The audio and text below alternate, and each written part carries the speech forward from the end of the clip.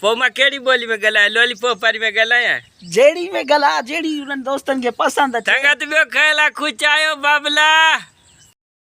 अस्सलाम वालेकुम या अली मदद। केड़ा हाल आहिन दोस्तों? उम्मीद है ता दोस्त सब ठीक होंदा ऐं खैरियत सां होंदा। दोस्तों अज असां जेको आहे त शूटिंग दौरान आयल आहियूं हिते लोकेशन ते ऐं काफ़ी सारी संगत गॾु आहे असां सां ऐं हाणे असांजी रिकॉर्डिंग जारी आहे ऐं दिलि चयो हिकिड़ो व्लॉग वीडियो ठाहे वठिजे, दोस्तनि सां कचहरी करे वठिजे। उम्मीद है तव्हां दोस्त सब ठीक होंदा ऐं खैरियत सां होंदा, जिथे भी होंदा खुश होंदा। असां सां गॾु अब्बास अली सुढ गॾु आहे ऐं असांजो प्यारो दोस्त तमामु बहितरीन सुठी सोच रखंदड़ टिकटॉकर लियाकत अली साहब भी गॾु आहे ऐं तव्हांखे उन सां ॻाल्हि ॿोल कराईंदासीं।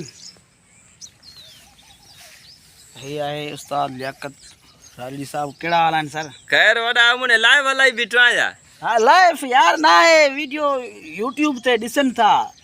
पो मां केड़ी बोली में गलाया लॉलीपॉप वारी में गलाया जेड़ी में गला जेड़ी उन दोस्तन के पसंद है। संगत बियो खैला खुच आयो बाबला खुच आयो।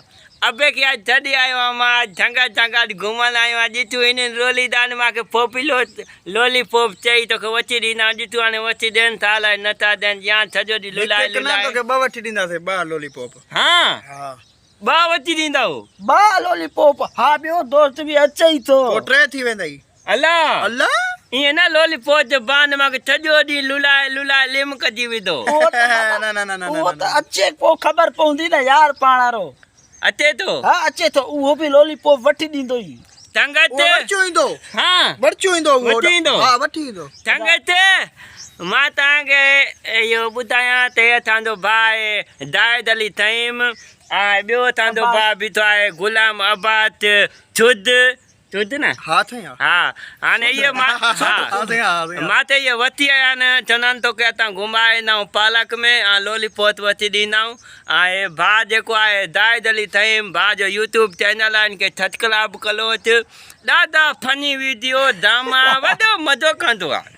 अदा ही तमाम फनी बेहतरीन एक्टर संजो सिंध जो तमाम पुरानो बेहतरीन एक्टर नाले वारो लियाकत हुसैन राजड़ी ऐं असां सां गॾु मौजूद आहे। अॼु असां तमामु बहितरीन शूट जे मूड में आहियूं ऐं असांजी शूट तमामु जल्द असांजे पंहिंजे चैनलनि ते तमामु बहितरीन असां हिकिड़ी टीम वर्क स्टार्ट कई आहे।